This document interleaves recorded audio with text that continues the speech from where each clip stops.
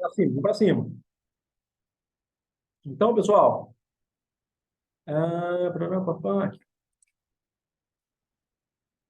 e aí a gente continua a nossa discussão. Olha o que está acontecendo. Gente, qualquer dúvida, pelo amor de Deus, para, professor Douglas, para aí. Douglas, para aí, me explica aqui, eu não entendi essa parte aqui, você falou rápido, pelo amor de Deus, não saem daqui sem entender. Não sai daqui sem entender. Estou com uma dúvida, quero fazer alguma pontuação sobre isso aí, podem falar, pelo amor de Deus, hein?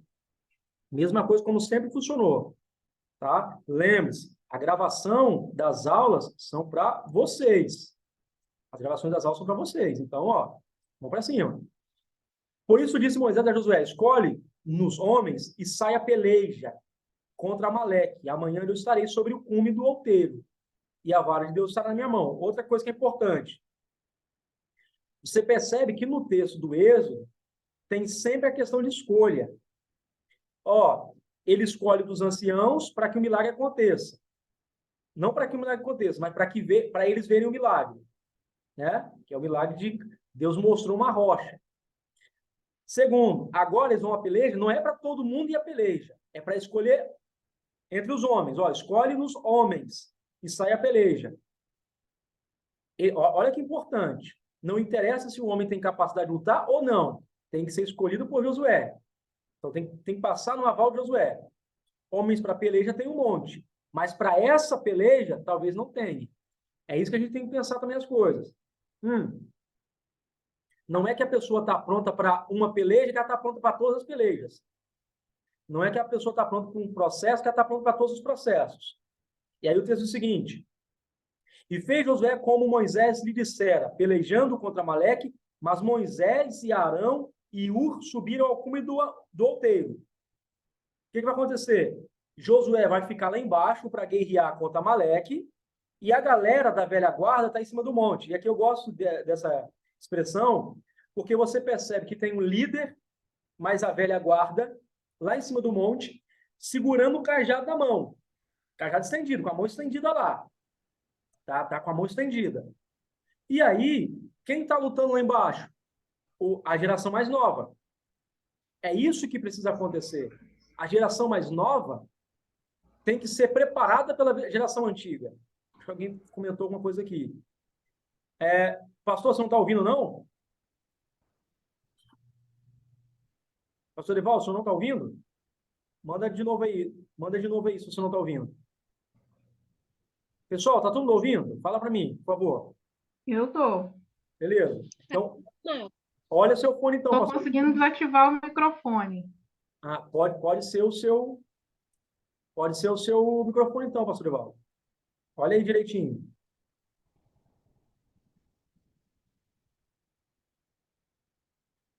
Olha direitinho aí para a gente aí, por favor.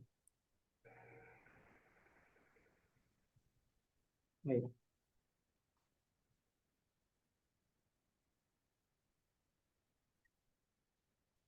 Só um minutinho, tá, pessoal? Como que desativo esse microfone? Você quer desativar o microfone? Da tela do computador, não sei. Aperta em cima dele. Só apertar em cima dele. Show, obrigada. Tudo bom. Qualquer dúvida, pessoal, é uma nova plataforma, então vocês podem perguntar, tá? Não fiquem com vergonha, pelo amor de Deus. Vamos fazer o melhor possível.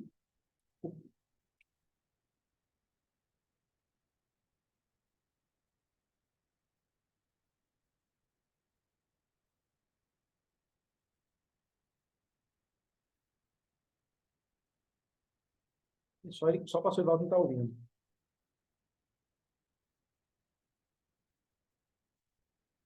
Então, vamos lá. Falei para ele entrar de novo aqui. Então, o que vocês percebem? Que a velha guarda está lá em cima e o rapaz mais novo, que é o Josué, que tem a força, tem a agilidade, está onde? Está lá embaixo guerreando. Então, a gente precisa ter essa questão. Saber que os mais maduros, mais anciãos, que já enfrentaram outras batalhas, outras pelejas, é o tempo dele interceder para que esses jovens que estão no mesmo campo, é o mesmo povo, é o mesmo Israel. Só que uns estão mais preparados para a peleja do que outros. Essa é a grande questão. É esse pessoal mais antigo entender que não é para guerrear, não é os jovens também achar que eles são melhores que os mais antigos. Não, é para todo mundo entender que quando se trata de Israel, de povo de Israel, está todo mundo junto. Uns estão disponíveis à peleja, os outros não. E aí, quem não vai guerrear, vai para onde? Vai para o cume orar. Olha que legal isso. Quem não vai guerrear, vai para o cume orar. Mas tem um detalhe que eu quero mostrar para vocês, que é importantíssimo. Deixa eu ver aqui. Pastor, o senhor está ouvindo agora? Calma aí. Não respondeu, não. Tá.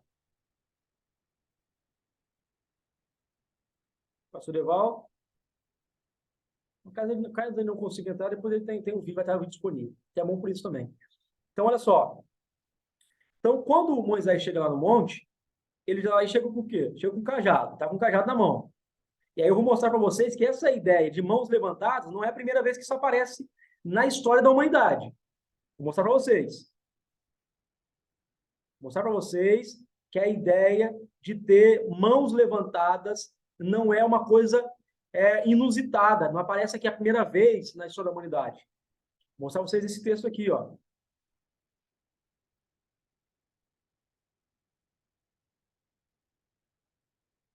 Olha, tá vendo essa imagem aqui, pessoal? Quem tá vendo essa imagem aqui? Tá vendo essa imagem?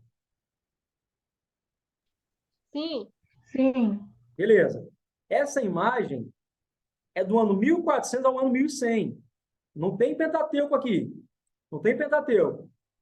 Olha que engraçado. Olha como é que está esse indivíduo aqui adorando, com a mão levantada. E olha o que tem do lado dele aqui, ó. Em cima dele.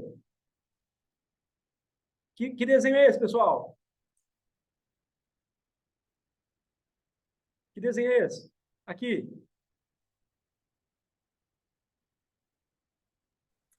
É o quê? Uma cruz, isso aí? Uma cruz. Uma cruz. No ano 1400 ao ano 1100 tem um achado cuneiforme, que isso aqui é um desenho cuneiforme, imagem cuneiforme, de um cara adorando a uma divindade e ele tem uma cruz aqui. Essa cruz, sei lá, pode representar uma estrela, que é um formato de uma estrela, quando você olha para cima. Mas tem uma cruz, isso está no desenho, está entalhado, não tem como. Inventaram isso aqui, não tem como. Você tem registro, isso aqui está no museu, isso aqui. Olha só, eu vou ler para vocês. Um adorador levanta a mão em direção a uma cruz. O ato de levantar as mãos para adorar era algo comum nas religiões do Antigo Oriente Próximo. Observe o texto da Bíblia Hebraica.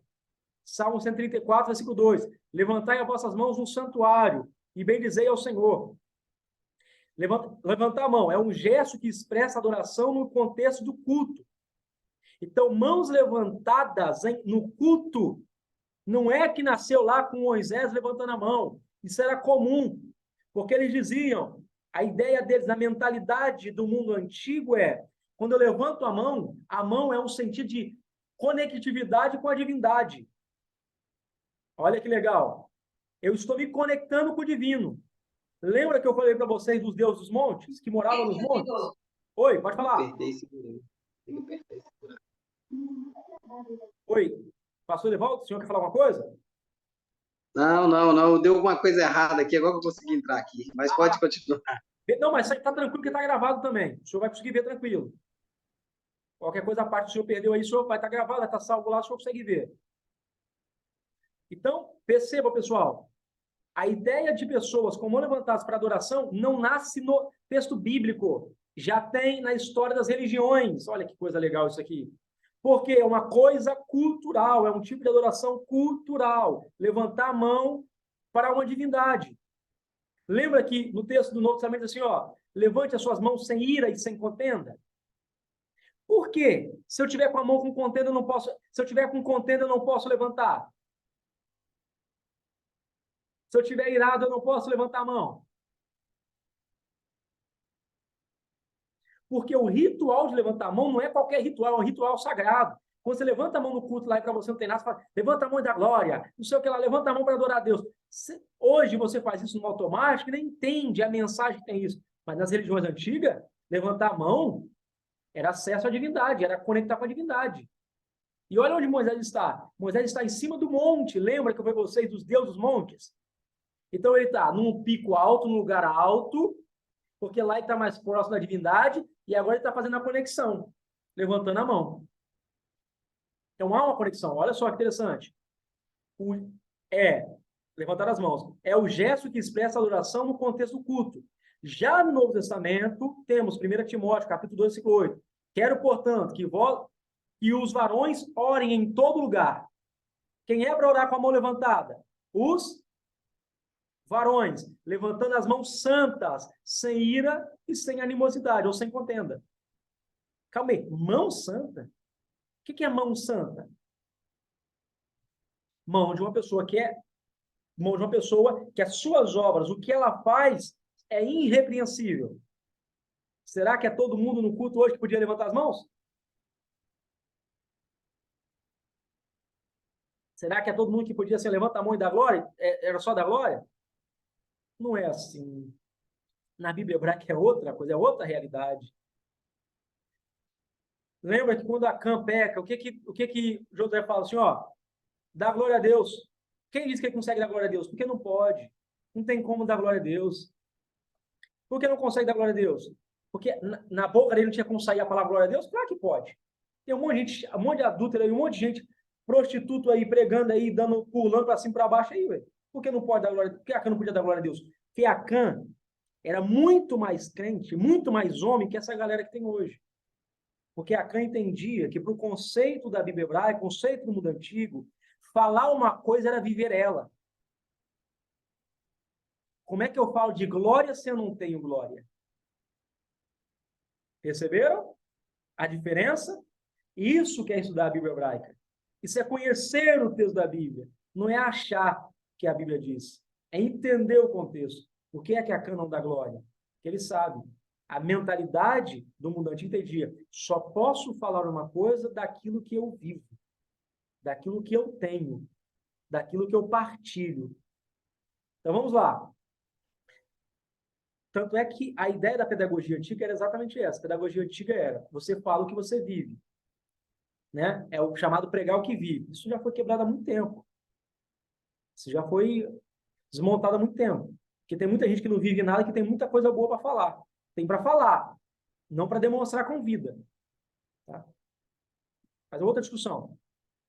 Na frente dele também está um cachorro. Olha que legal aqui, gente. Olha quem está no culto aqui. Ó. Na frente dele também está um cachorro e uma flor. Tá vendo aqui? Ó? Tá aqui, tá tudo desenhado aqui. Ó, o cachorrinho aqui. Ó. Olha o cão aparecendo aqui. O cão. Olha o cão. Nesse culto aqui, o cão não fica de fora, né? E aí, assim, ó, a inscrição é uma oração ao Deus Sol, Shamash, no período Casita, 1400 a 1100. Então, ele está orando ao Deus Sol, a divindade, está orando para cima. Então, uma cruz pode ser uma representação de uma estrela, pode ser a representação do Sol, é uma representação de algo que está em cima, que é superior a ele, é maior que ele, está acima dele, passou dele. E assim é a divindade, está acima do homem. Então, vamos voltar para o texto. Voltar para o texto. E acontecia que quando Moisés levantava a sua mão, Israel prevalecia. Mas quando ele abaixava a sua mão, Amaleque prevalecia. Gente, que raio de trem é esse? Já viu mão fazer vencer guerra e perder guerra? Como assim, gente? Como assim? E aí? A mão faz vencer a guerra e perder a guerra? E aí? E aí, pessoal? E se fosse um líder sem braço? Então, já nunca venceria uma guerra, né? Tá vendo? Que não é só ler o texto. É tentar entender o que o texto está dizendo. O que você acha que é isso aqui, irmã Tereza? Eu gosto das suas contribuições. Contribui com a gente aí, irmã Tereza. Logo após a linha. Nesse daí você eu vou acha? ficar devendo. Oi? Isso daí eu vou ficar te devendo, hein? Ó, a sua dívida não tá barata, hein? Vai ter que fazer... Arthur, vai ter que fazer muito bolinho com goiabada, Arthur. Muito. Rapaz, Rapaz, o cara é crente. Você acha que eu não ia aproveitar o mexão? Você acha que eu não ia aproveitar o momento?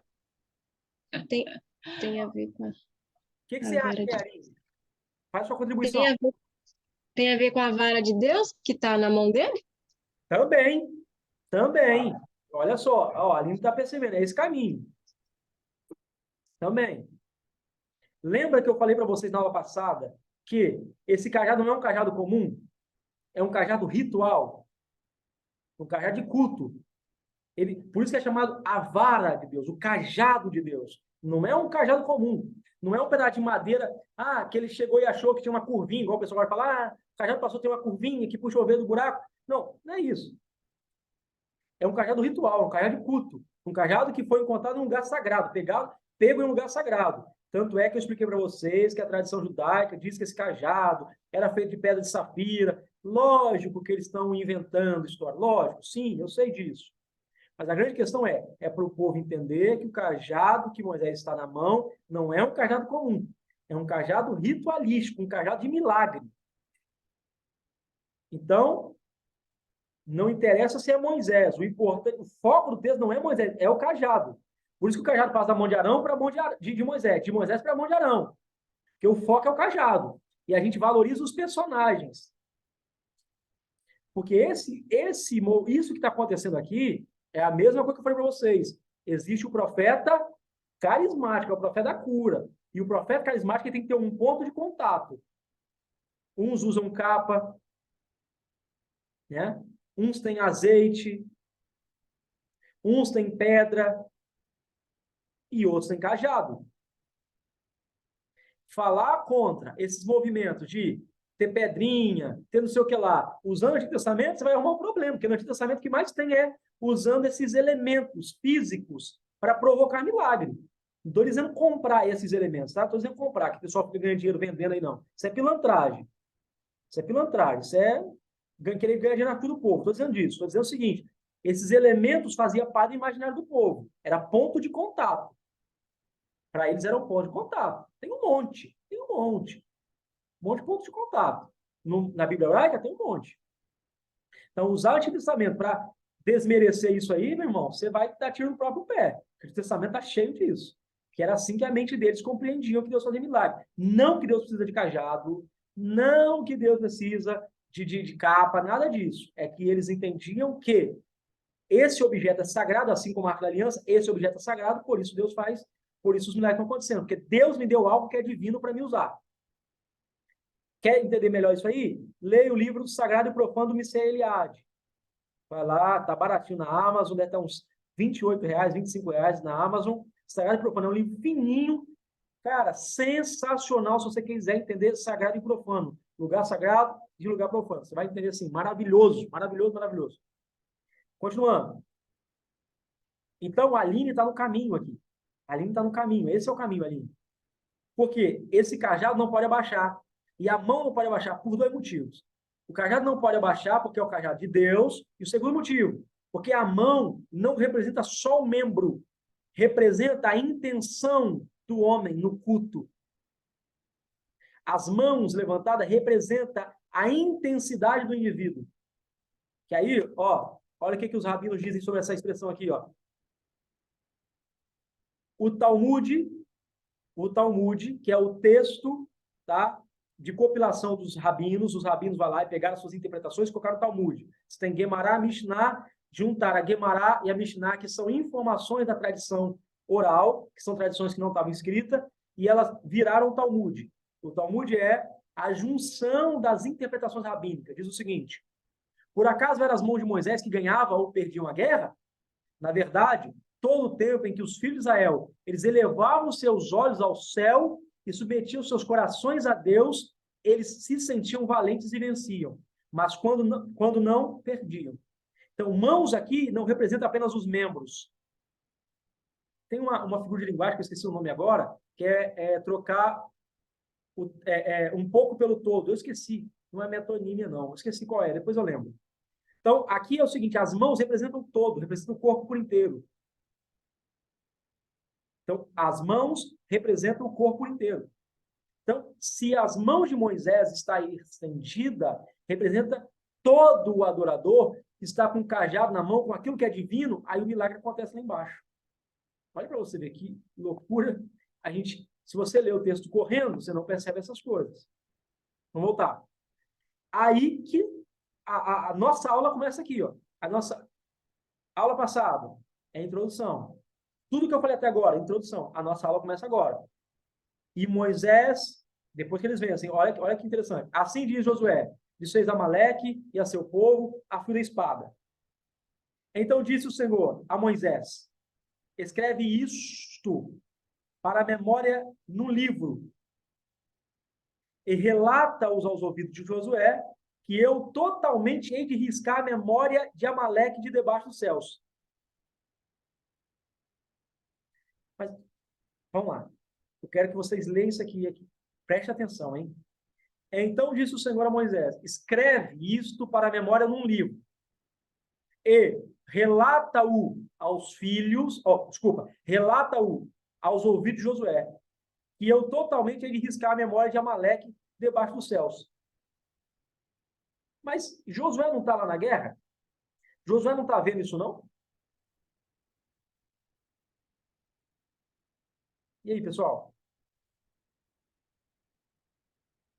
E aí, pessoal? O que vocês entendem com o versículo 14? Josué não está na mesma peleja? Moisés está lá em cima, Josué está na mesma peleja. Josué não está vendo que os inimigos estão sendo derrotados? Está vendo que a vitória... Mas por que tem que relatar isso a Josué?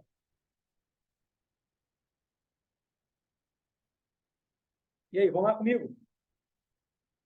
E aí, galera? Eu, eu vejo assim que Josué ia ser o sucessor de Moisés, né? Uhum.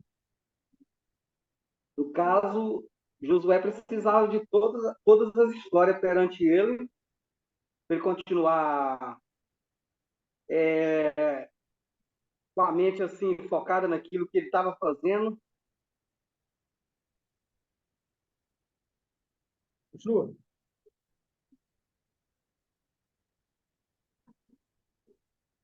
Pastor, parou aí. Pois eu acredito, igual eu estou falando, eu acredito que tinha que relatar Josué, porque já era um plano, né? Mas, resumidamente, era um plano de Deus já na vida de Josué. Sim. Isso, pastor, mostra o seguinte, que tem coisas que foram reveladas no monte que Josué não teve acesso. Percebeu? Então, Sim. tem coisas que são reveladas no monte que não teve acesso. E qual é a coisa que é revelada no monte que Josué não teve acesso? E aí, para quem gosta de pregar, né? Dá para fazer uma boa aplicação. Quem está no monte tem informações de que quem está embaixo não tem. Entendeu? Para pregar aí, para dar um brado, né? Quem gosta de pregar, quem está no monte tem informações de que quem está embaixo não tem. Quem vive mais perto do divino, tem um contato mais próximo do divino, tem o instrumento do divino nas mãos, vive próximo do instrumento divino, tem informações que quem tem embaixo não tem. E aí, qual é a mensagem que José não sabe? Que Deus não só queria que o povo de Amaleque morresse. Deus queria riscar a memória de Amaleque. O que era riscar aqui? Lembra que eu falei para vocês sobre a questão de livro da vida, o nome riscado livro da vida? O que é essa ideia de Moisés ter o nome riscado? Riscar é morrer, apagar, não vai existir mais. É o único povo na Bíblia que Deus diz: eu quero que mata todo mundo. Tudo que for de Amaleque, eu quero que nasceu uma criança, né, para matar. Nasceu não sei quem. Deus queria exterminar. Tudo. Que aí eu digo para vocês: você acha mesmo que Deus ia vir e dizer assim, ó, eu quero que vocês matem essa galera toda, não interessa a mulher, se é criança, você acha mesmo que Deus ia mandar fazer isso aqui? Quem você acha que está fazendo isso aqui é quem? Quem você acha que está fazendo isso aqui é quem, pessoal? Olhando para o texto. Não estou falando sobre a sua fé. Estou falando sobre o texto. Quem você acha que está produzindo esse quadro terrível de extermínio? Quem é que está passando para a sua geração, mandando ela ser sanguínea, não ter dó, não acreditar na mudança das pessoas? Quem é que você acha que está passando isso para frente? É Deus?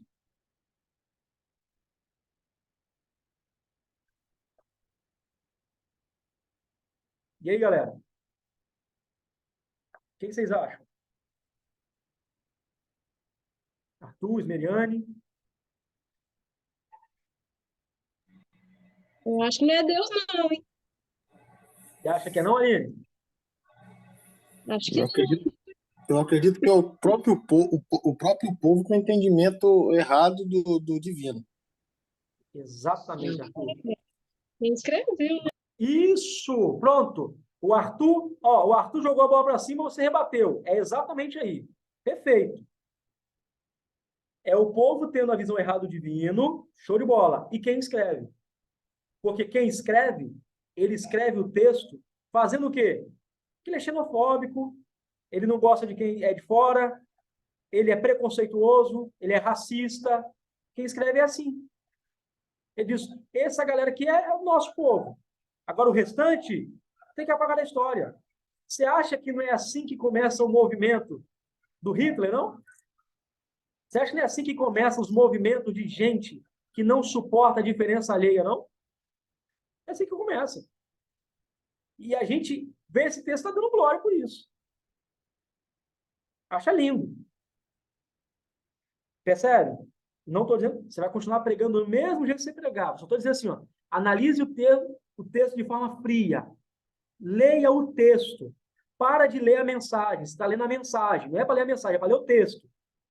Para de ler a pregação do domingo, é para ler o texto. Para de ler o tema do congresso, é para ler o texto. Lê o texto e vê isso aí. Olha o rastro de sangue que esse indivíduo está passando. Moisés, passa para Josué, que quando sair é para matar todo mundo. Nasceu, mata todo mundo. Quem é que está falando isso aí, irmã Tereza? É aí que eu estou falando para vocês. Pensar teologicamente é exatamente... o que nós estamos fazendo? Nós estamos mostrando as amarras do texto. É o trabalho exegético. Nós estamos mostrando, as arranhaduras do texto. Entendeu? Viu? Que eu passei aplicações para vocês, que dá para vocês pregarem. Quem gosta de pregar, consegue pregar. Mas eu também tenho meu compromisso como teólogo para mostrar para vocês como é que o texto funciona, como é que ele é estruturado. Porque o texto é uma estrutura crítica. O que é o texto bíblico? Nada mais do que uma análise política. Ele vai desmerecer o outro. Desmerece o outro para valorizar o nosso. Ô, Douglas, Sim, pastor. então quase sempre que um profeta dava ordem para um rei ir exterminar alguém e não sobrar ninguém, isso aí Deus não estava em concordância com essa situação, não? Não. Para pensar hoje. Deus vai lá e grita no seu ouvido, pastor, começa a matar o pessoal aí que é no tráfico aí. Você acha que Deus está falando no seu ouvido, pastor? Não, eu vou dar um exemplo. Quando Samuel Não, vai não, lá eu e sei. Saul vai lá e... Show! Eu te entendi. Eu vou te responder te fazendo a pergunta. Sim. E aí? Quando, imagina, Deus grita no seu ouvido e fala assim, ó, pastor, pega seu filho, seu único filho, leva o Moriá e sacrifica para mim. Você vai levar? Rapaz, eu vou ser sincero, pelo que a experiência que eu já tive até hoje,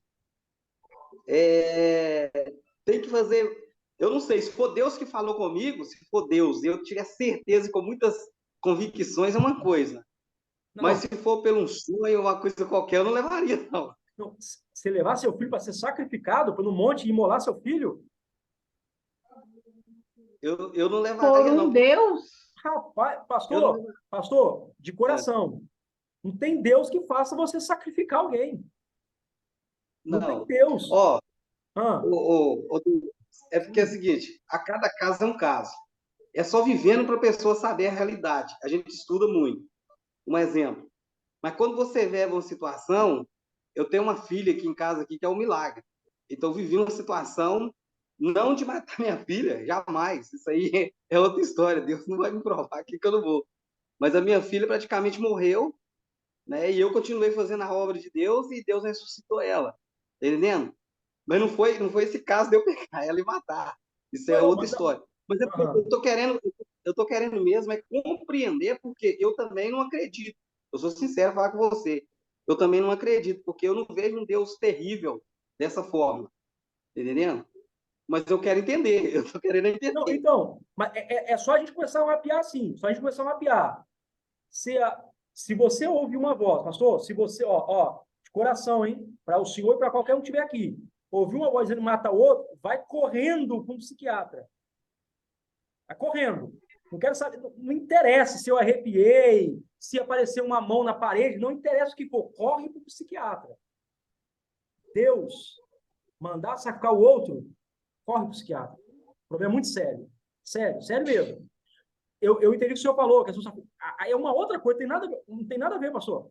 Ah, meu filho está lá e ele ficou em estado, morreu, né? Morreu. Que a ciência não chama morte, né? Tem uma expressão que é usada na ciência para pessoas que falam que morreu e voltar de novo. Experiência de pós-morte. É chamada de experiência pós-morte. É o nome que se dá isso, é o termo técnico que se dá isso. Então, isso é uma coisa. Isso é uma coisa. Agora, Deus gritar no seu ouvido assim, ó, pega e sacrifica. Faz, misericórdia.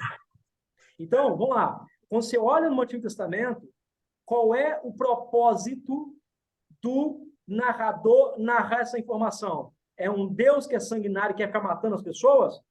Não, não é isso não. Não é isso não. Ah, Deus, mas se uma pessoa pular no meu quintal e vir agredir minha família, tocar na minha família... Não, né? Deus está te mandando. É a lei do nosso país. É a lei moral que você tem, que você defende a sua casa. É outra coisa. É outra coisa. Não confunda isso.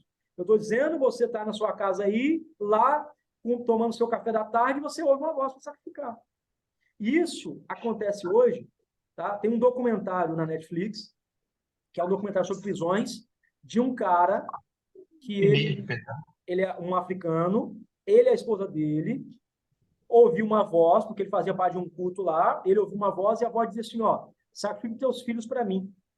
Eles pegam, dão uma quantidade exagerada de remédio para o menino, mata os meninos, e o outro lá, eles pegam um punhal, se não me engano, e corta o pescoço do menino. É isso que eu estou falando. É esse nível de delírio que eu estou falando. Não estou dizendo de a pessoa, Douglas, que pulou um cara aqui em casa aqui, e eu estava armado, varão. E aí, não estou falando disso. Estou dizendo assim, se eu ouvir a voz de Deus assim, ó, sacrifica o Marquinho aí para mim. E aí você ter coragem de pegar a arma lá e falar, não, Deus falou comigo, eu vou lá. Não, corre para o psiquiatra. Não vai pedir confirmação, não, vai para o psiquiatra. Então, quando isso é colocado no texto, isso é colocado o seguinte, é um texto político, e o propósito de quem o escreve o seguinte, a nação santa é nossa. Esse texto, quem escreve uma coisa assim, é de uma galera que não aceita o diferente. E a mesma coisa acontece, que está acontecendo, por exemplo, você vai lá no Rio de Janeiro, tem morros que não pode ter pessoal do candomblé, não pode ter, eles não deixam ter. Você vai ver lá que eles quebram o terreiro lá, quebram tudo, fala, aqui diabo não vai ficar aqui não. O cara é traficante, o cara vive do tráfico. Olha quantas vidas que ele escraviza na droga, na maconha, na cocaína, na pedra. Quantas vidas que ele se sente como Deus, ele coloca o camarada lá para ficar no micro-ondas, né, que eles fazem, mata o camarada, faz o que eles querem.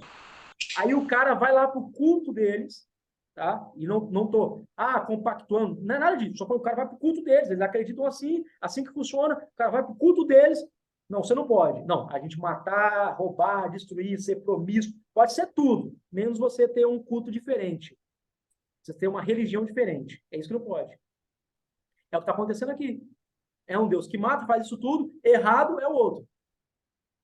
Então, quando a gente lê esse texto, entenda, esse texto é escrito por uma caneta e o narrador desse texto está dizendo o seguinte, gente santa, gente separada é a nossa.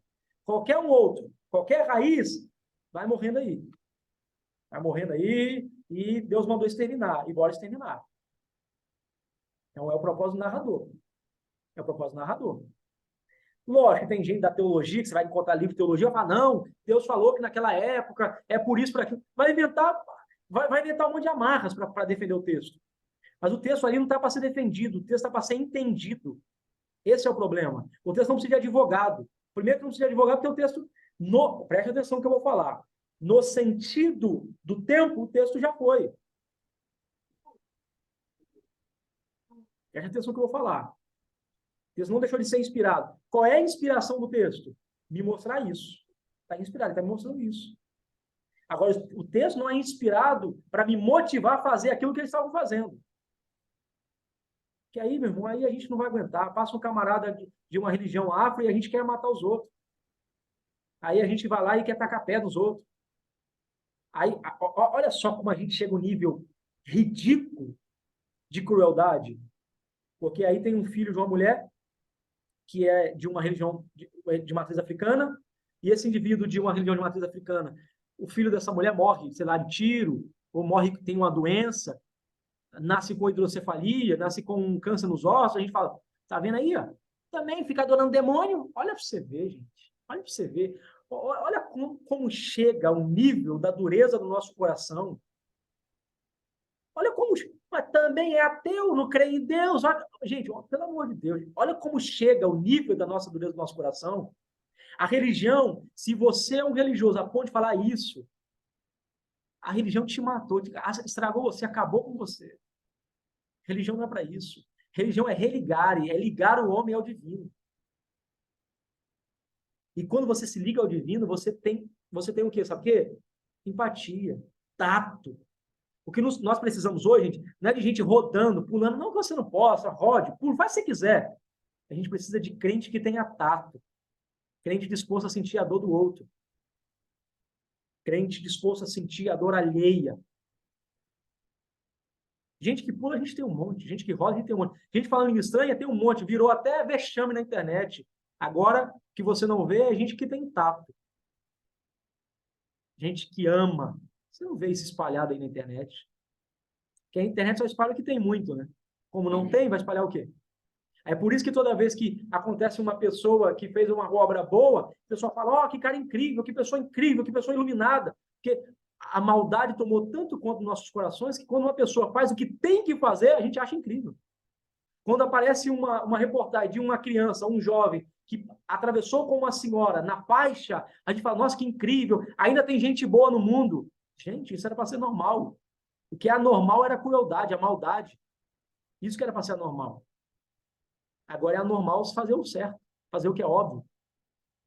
Aí o pessoal, quando você cai, todo mundo critica. Agora, quando você se levanta, as pessoas, ninguém aplaude a sua vitória. Ninguém tem que aplaudir a vitória, não, gente. Ninguém tem que aplaudir que você saiu das drogas, não. Isso é compromisso nosso, como cidadão de bem. Sai do tráfico, aplaudir, não. Aplaudir nada, não. Isso aí é o mínimo que você tem que fazer como ser humano. Parar de ser perturbar a vida do outro. Parar de ser estragar a vida alheia. Não tem que aplaudir por isso. Você tem que entender que você é um ser humano e você precisa viver em sociedade. É assim que vive em sociedade.